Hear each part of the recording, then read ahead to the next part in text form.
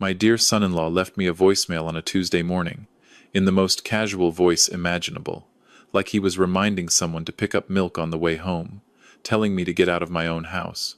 He said the current arrangement wasn't working anymore. He said I was getting in the way.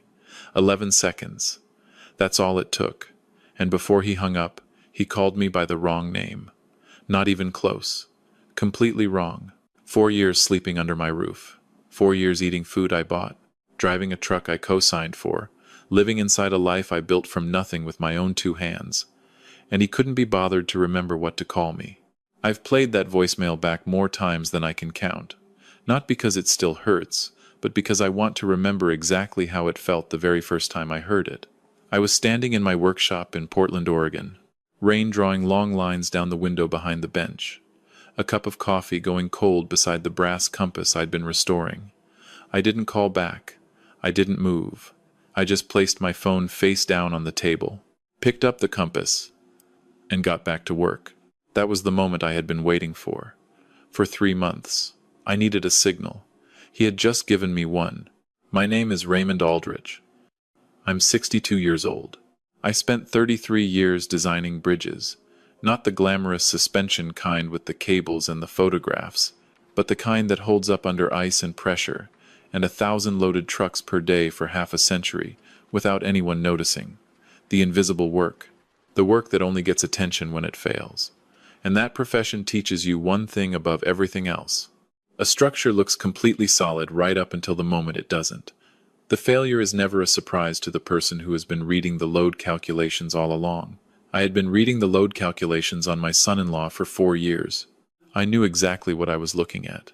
Honestly, when I heard those 11 seconds, I felt something I didn't entirely expect. Not rage, not humiliation. Something closer to recognition. The feeling an engineer gets when a stress fracture finally shows itself on the surface. Not panic, not grief. Just the quiet acknowledgement. There it is. There's the confirmation. The thing I already knew. Made visible.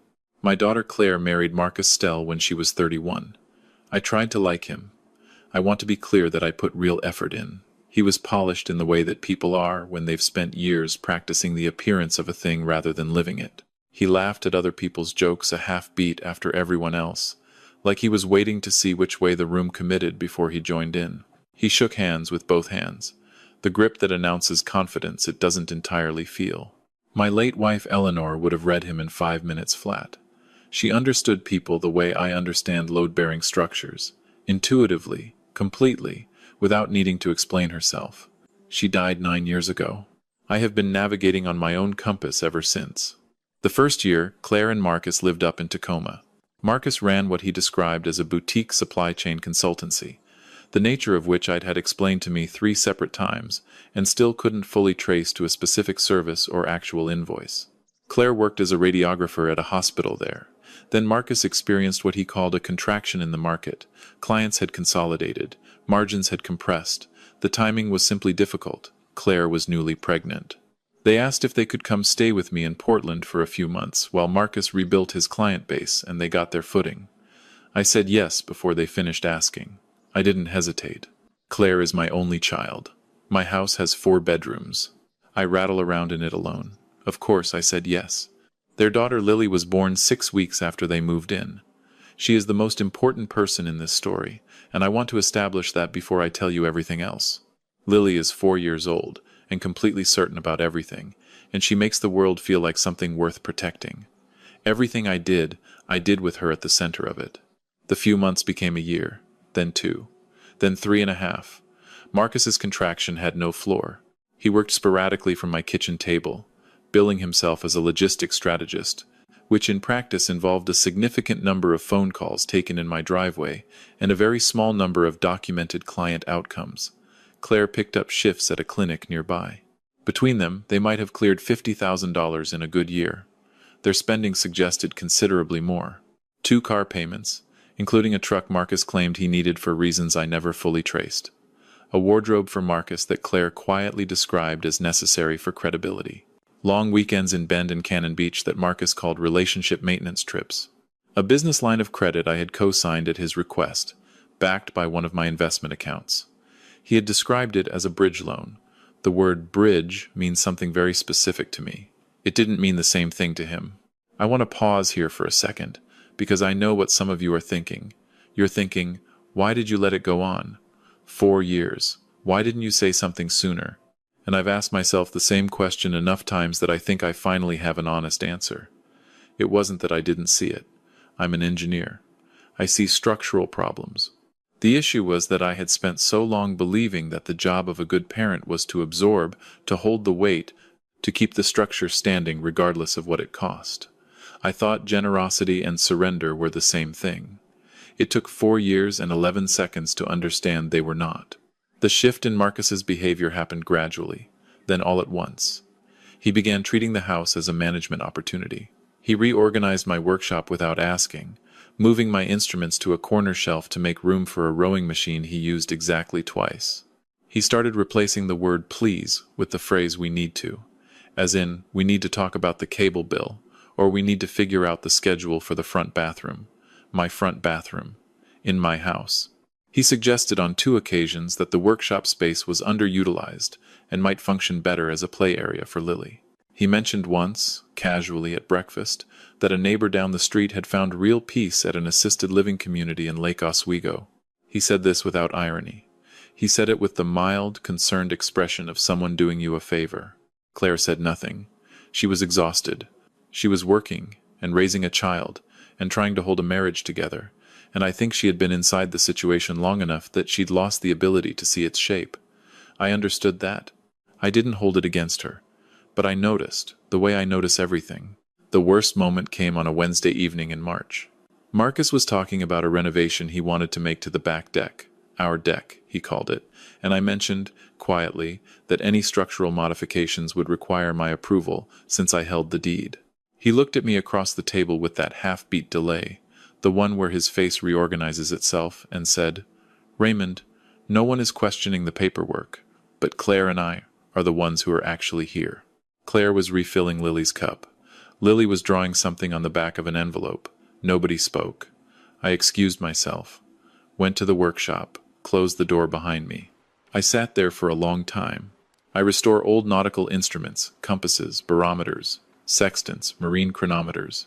I find them at estate sales, usually tucked in the dark of boxes, their needles frozen or their crystals fogged, the mechanisms seized with neglect.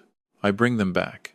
It requires patience, and it requires knowing the difference between damage that is cosmetic and damage that has compromised the core, knowing which parts can be saved. That night I was working on a 1940s brass compass, gimbal ring corroded, needle drifted far from true. I ran my thumb along the housing and I thought about what Marcus had just said. The ones who are actually here. I thought about the mortgage I paid every month, the utility accounts in my name, the property tax statements addressed to Raymond Aldrich at 2847 Laurelhurst Drive, the grocery runs every Sunday, the $22,000 he had drawn on the business line of credit backed by my investment account over the previous 14 months, with 3 payments made and none in the 7 months since. And then I thought about a conversation I'd had with my attorney, Margaret Ford, about 3 months earlier. I hadn't gone to Margaret because of anything specific. I went because I believe in maintenance schedules. I had been watching the load calculations on this arrangement long enough to think I should have my paperwork current. Margaret asked me, almost as an afterthought as I was leaving, whether anyone other than myself appeared on any of my financial accounts. I told her about the business line of credit. I told her that Marcus had, about a year into the arrangement, asked me to add him as an authorized user on one of my investment accounts for what he called administrative convenience. She looked at me over her reading glasses and said, "Raymond, come back next week. I think we need more time on this." We spent that time. Over the following 2 months, we made quiet adjustments. Clean, careful, thorough. The kind of structural reinforcement that doesn't announce itself until it's tested. I sat in the workshop that night running an oil stone along a plane blade, and I thought, the preparation is done. The mechanism is in place. I am simply waiting for the signal. The voicemail was the signal. He called me Lawrence. Not close, not a reasonable mistake. 4 years in this house, eating meals at my table, and he called me Lawrence, either because he was too nervous to think straight, or because he genuinely couldn't be bothered to remember. I've turned that over many times. I'm still not sure which answer is worse. I played the message twice.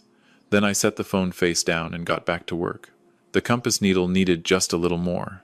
I called Margaret at 8 the next morning. She answered on the second ring. That's one of the reasons I've trusted her for 11 years. Margaret, I said, I think it's time to move forward with the things we discussed. A pause, one breath. The voicemail? I have it saved. Good. Come in Thursday. Bring everything. Wednesday evening I went through my files. I am organized by habit, and that organization had become, over the preceding months, strategic in a way that felt almost surgical. Property deed, Raymond Aldrich, sole owner. Utility accounts, Raymond Aldrich. Mortgage statements, Raymond Aldrich. Tax records back to 2017. The refinancing papers from 2 years prior, Marcus's signature on a loan drawn against my home equity for his business, which had since produced no documented revenue I could trace. The cosigner documentation on the business line of credit, with the repayment history carefully printed. And then the other thing, the thing I had been sitting on for 8 weeks. Bank records showing that Marcus had used his authorized access to my investment account to initiate 2 transfers I had never approved. $900, $1,400, moved to an external account I had never seen. I sat at the kitchen table with my coffee and my files, and I thought about Lily. She had fallen asleep on my shoulder 2 Thursdays ago while I was reading to her. Her fingers still curled around a green crayon she'd refused to put down even when her eyes were closing. I thought about how none of what was coming was going to be painless, and I thought about the fact that the pain wasn't something I had created. It was something Marcus had been building for 4 years, brick by careful brick. The collapse was his architecture. The only question that had ever really been mine was whether I would keep holding the structure up or step back and let physics work. I believe in physics. Thursday's meeting with Margaret lasted 4 hours. We covered the property, the accounts, the business line of credit, and the fraud documentation. She looked at the transfer records for a long time before she looked up. You've had these for 2 months. I wanted everything else in order first. She closed the folder. Raymond, this is not just an eviction matter anymore. This is potential financial fraud. I'm aware. How would you like to proceed? Carefully. Legally. In a way that leaves no room for a second attempt. She nodded once. That is very much my preference as well. We set the fraud documentation aside as a reserve.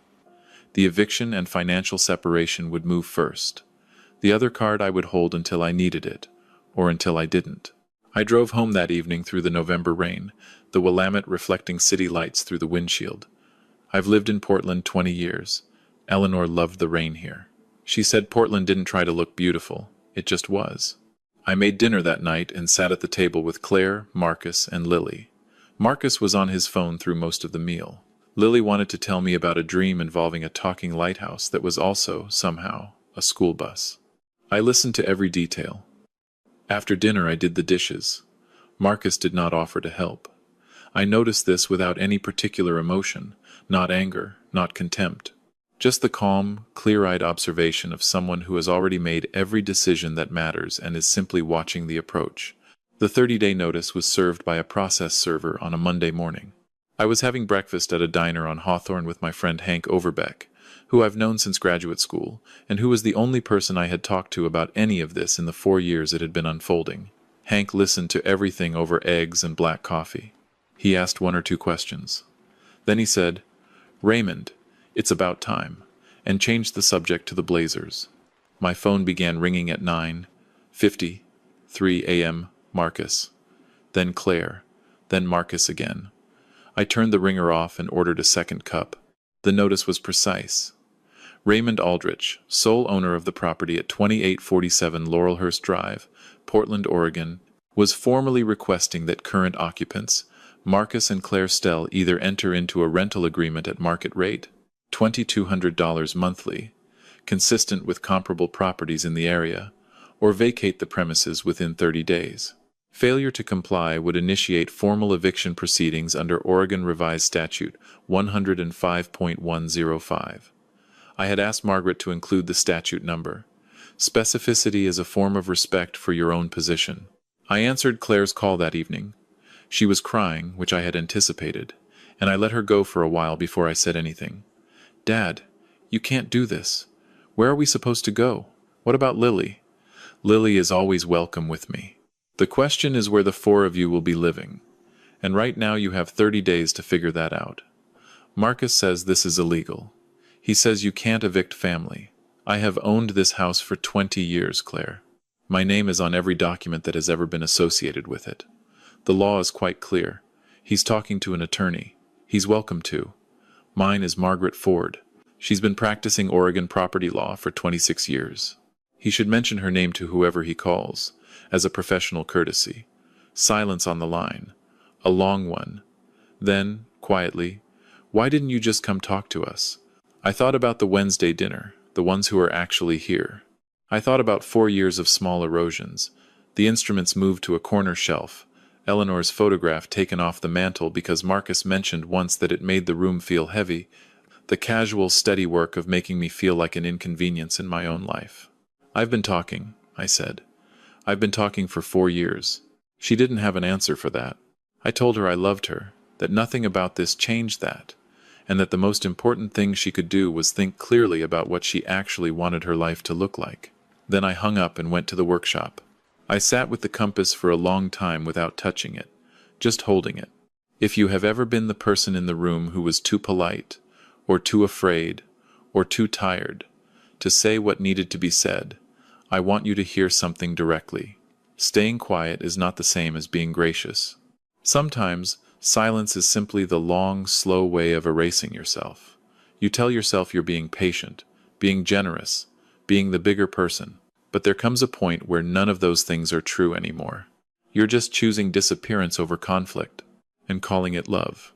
I did that for 4 years. I don't recommend it. Marcus found an attorney.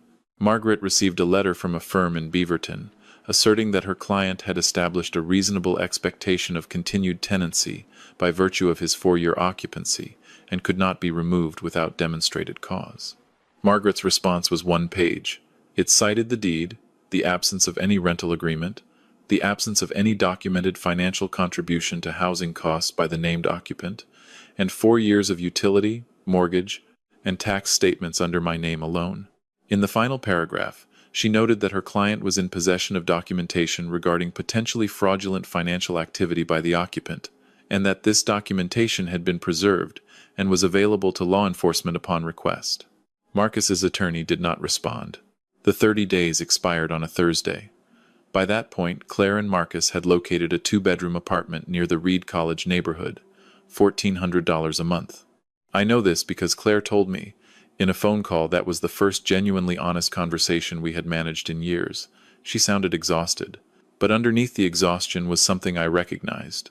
A quieter register, a more direct cadence, the particular way someone speaks when they've been somewhere very loud for a long time and have finally stepped outside. I didn't know about the account transfers, she said. He told me you'd approved them. I know he told you that. He said it was an equipment expense for a client project. He said many things. She went quiet. Then, I'm going to figure things out, Dad. I don't have the full shape of it yet, but I am. I know you are. How can you possibly know that? Because you're Eleanor's daughter. She cried a little at that. So did I, though I will not admit it to anyone except Hank.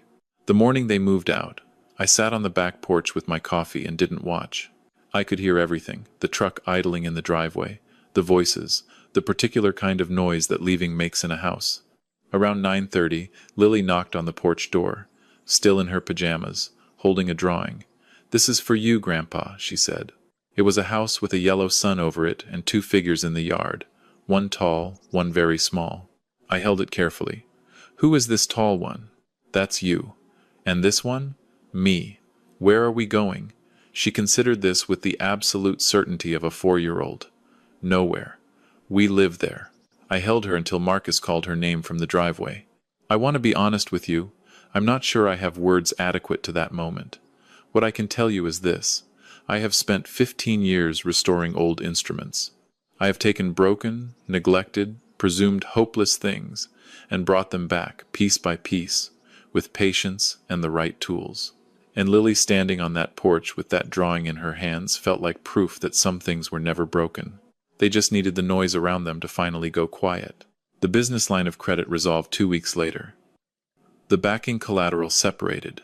The lender conducted a solo credit review of Marcus as sole borrower. He did not pass the threshold. The outstanding balance of $31,000 was called due in full within 15 days. He couldn't cover it. The account went to collections. The default was reported to all 3 credit bureaus. I did not forward that information to anyone. I didn't need to. In October, Margaret called me about the unauthorized transfers. She had consulted with a colleague who handled financial crime. The documentation was clean, the amounts were small, but the pattern was clear. She asked how I wanted to proceed. I sat with it for 2 days. Then I called the number of a detective named Sandra Howell at the Portland Police Bureau, and yes, the first name stopped me for half a second the way certain things still do, and I made an appointment. I want to be direct about this part. I didn't go to the police because I wanted to destroy Marcus. I went because what he had done was a crime, and because sitting on evidence of a crime for my own comfort would make me complicit in whatever he did to the next person who let him close enough to try. That is not mercy. That is just trading your peace of mind for someone else's exposure. It would have been the least loving thing I could do for my daughter, and the least responsible thing I could do for anyone Marcus might approach next. Detective Howell was methodical and unhurried. She reviewed my documentation in silence for a long time. Your records are very thorough, Mr. Aldrich. I'm an engineer. This is sufficient to open a case. Then I would like you to open one. Marcus was notified of the criminal investigation by mail in November. His attorney responded on his behalf. The process moves at the pace it moves, and I accepted that without impatience.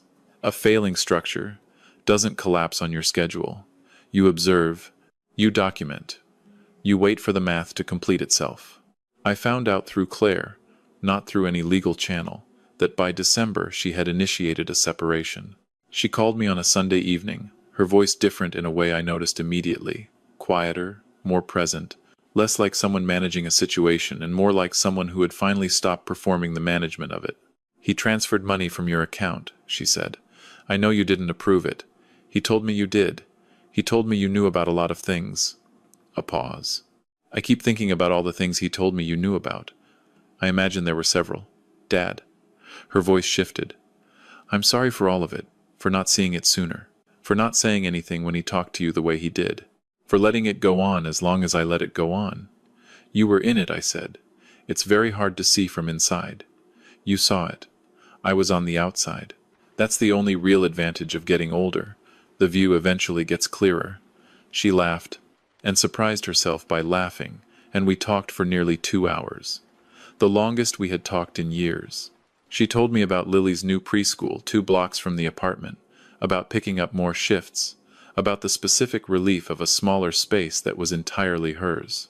She sounded like someone who had been carrying a very heavy thing for a long time, and had finally set it down and was still getting used to the unfamiliar weight of her own hands. Before we got off, she said, Can I bring Lily this weekend? I'll make the pancakes she likes. The blueberry ones? Obviously. She is going to completely lose her mind. I am counting on exactly that. In the weeks after they moved out, I quietly restored the house to how I liked it. Not dramatically. Not as an act of erasure. Just a steady, patient reclamation. I moved the furniture back to positions that made sense to me. I reclaimed the workshop. I put Eleanor's photograph back on the mantel where it had been before Marcus mentioned, once that it made the room feel heavy. I found 2 of my instruments, a brass barometer and a small hand-bearing compass, shelved in the guest room closet behind a box of golf equipment I had never seen used. I brought them back to the workshop bench and stood there for a minute, just looking at them. Things that were mine. Always had been. Temporarily displaced. If you have ever walked back into a space that was yours, and felt, in the silence of it, the particular weight of what had been taken that you'd never quite named, you understand what that minute felt like. You don't celebrate it. You just stand there, and breathe, and feel the floor hold. In January, I had coffee with a woman named Patricia Ewan, who I had met at a maritime history lecture downtown. She's 60 years old, and she restores antique maps with the same patient, methodical attention I give to instruments. She has a dry sense of humor, and she asks real questions, and she listens to the full answer, which sounds like a remarkably low bar until you've spent 4 years next to someone who does neither. I mention her not because she's the destination of this story. I mention her because she's part of what the story is actually about, which is not Marcus, and not the legal proceedings still working through the system, And not even justice, exactly. It's about what remains when you stop subsidizing your own diminishment. It turns out quite a lot remains. More than I had let myself believe. More than I had given myself permission to want. Lily comes every Saturday now. We have a system. Blueberry pancakes. Then whatever project she's designed that week. 2 weeks ago, it was a model lighthouse she wanted to build so that her toy boats, in her words, don't get lost in the dark. We worked on it for nearly 3 hours. She held the pieces while I assembled them, gravely serious about every stage of the operation. When it was finished, she put her hands on her hips and studied it the way I study a completed restoration. Then she said, "Grandpa, that one's good. I think so too. The light should probably actually work next time." She considered this and nodded, like we'd agreed to a binding contract.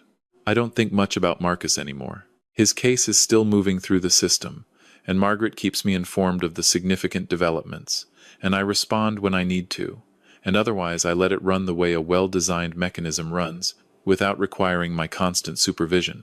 Claire texted me last week. She'd been offered a full-time position at an imaging center in Northwest Portland. Better hours, closer to Lily's school. 3 exclamation points at the end of the message. 3 more than she had used in any text she sent me in 4 years. I wrote back, "Eleanor would be proud. So am I." She sent a heart. I looked at it for a moment. Then I went back to the bench. I keep the voicemail. Not because the legal case requires it. Margaret has certified copies of everything. I keep it because 11 seconds changed the direction of my life. And I think there is something worth preserving in the memory of exactly how it felt. Standing in the workshop with the rain against the window and the coffee going cold. Listening to a man who had eaten my food for 4 years call me by the wrong name and tell me I was in the way. A fixed point only becomes an obstacle to something that's moving. He assumed I was fixed. He was wrong about that. He was wrong about most things. People ask me whether I regret waiting as long as I did. Whether 4 years was patience or just fear. Whether I was studying the situation or just refusing to admit what I already knew, because knowing would require acting, and acting would require confronting how much had already slipped. I've sat with that question. Here is what I've come to. There is a difference between tolerating a situation and mapping it. I wasn't absorbing the damage. I was reading it. Every structural engineer I've ever respected will tell you the most dangerous thing you can do with a failing structure is react before you understand the load, before you know which elements are bearing real weight and which only appear to be. Move too fast, you make it worse. Take the time to understand the system. Then move once, cleanly, in a way the structure cannot argue with. That's what I did. The hard nights were hard. I want to be honest about that. There were evenings I sat in the workshop holding an instrument I wasn't really working on, just needing something solid in my hands. Thinking about Eleanor. Thinking about Claire at 9 years old asking me to explain how bridges stayed up, standing on the Hawthorne Bridge in the October light pointing down at the water. Thinking about the life I had planned and the version I was living. Those nights were hard. Hard is not the same as wrong, not the same thing at all. What I keep returning to, the thing that feels most true when I sit with it quietly, is that Marcus was not the real problem. Marcus was a symptom. The real problem was that I had confused love with unlimited absorption. I had believed that being a good father meant holding the structure up regardless of what it cost the foundation. That saying nothing was the same as being gracious. That keeping the peace was more important than keeping myself. It took 4 years and 11 seconds to understand that none of that is love. That is the story a person tells themselves when drawing a line feels like failure, and failure feels like evidence of all the things they are afraid they might be. Unnecessary. Finished. Obsolete. The line wasn't failure. The line was the whole point. Here is the one practical thing I want to offer. If you are currently absorbing something you have been absorbing for years, I want to suggest you talk to someone who knows what your options actually are, an attorney, a financial advisor, whoever is appropriate to your situation. Not to act immediately, just to know. There is a version of power that comes not from confrontation but from preparation, from understanding your own position with precision, from knowing, quietly, exactly where you stand. Once you have that knowledge, you are no longer waiting helplessly. You are simply waiting for the moment. Ask yourself this: is what you're calling patience actually preparation? Or have you been staying still because you don't yet know you have the option to move? Claire is doing the hard work. She's rebuilding with her eyes open and her hands out, and she is not asking anyone to absorb the weight of the choices that were hers to make. That takes character. The kind that doesn't come from easy circumstances. It comes from going through difficult ones without looking for shortcuts. I'm proud of her in a way I can't fully articulate. Lily is 4 years old and absolutely certain about everything, which is probably the most important kind of certainty available in this world. The brass compass I finished the night the voicemail came in sits on the top shelf of the workshop. The needle is true. The gimbal ring moves freely. The crystal is clean. I look at it sometimes when I'm beginning something new. It reminds me that the work is real, the patience is real, and that knowing which parts can be saved is not the same as giving up on the whole. It never was. That's all any of this ever required. Before I go, I want to hear from you. Drop a comment. Type 1 if you think Raymond did the right thing by preparing quietly before making his move. 2 if you think he should have drawn the line far sooner than he did. Or 3 if you're still sitting with it, and you haven't decided yet. I mean that. There's no wrong answer here, and I want to know where you land. Also, where in the world are you watching from right now, and what time is it there? I'm always genuinely surprised by the answers. And if you have ever been in a situation where someone slowly, persistently made you feel like an inconvenience in your own life, I want you to know that this channel exists because stories like that deserve to be told carefully and heard completely. Drop something in the comments. You don't have to give details, just let me know you're there. If this story reached you, if it stayed with you past the last minute, please subscribe. Not for the numbers. Because we are going to keep telling stories like this one. Stories about people who took the quiet, careful, harder road and came out the other side with something that genuinely belonged to them. This is a fictional story inspired by real emotional experiences, fully rewritten and reimagined in Portland, Oregon, to create original content. Any resemblance to real people or events is coincidental.